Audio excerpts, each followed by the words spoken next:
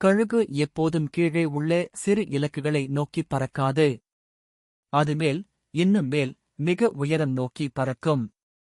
மனிதனும் சிறிய விருப்பங்களால் தன்னை கட்டுப்படுத்தாமல் பெரிய இலக்குகளை நோக்கி பாய வேண்டும். 2. கூர்மையான பார்வை, தெளிவான இலக்கு. கழுகின் பார்வை மிக கூர்மையானது, இரையை பார்த்தால் அது கவனத்தை சிதறவிடாது. மனிதனும் தனது இலக்கை தெளிவாக நிர்ணயிக்க வேண்டும். பாதையில் டிஸ்ட்ராக்ஷன்ஸ் இருந்தாலும் மனம் தளராமல் தொடர்ந்து செல்ல வேண்டும். 3. கஷ்டத்தை பயப்படாமல் சமாளித்தல். காற்று பலமாக வீசியால் பல பறவைகள் கீழே இறங்கும். ஆனால் கழுகு மட்டும் அந்த காற்றைப் பயன்படுத்தி மேலும் உயரம் பெறும்.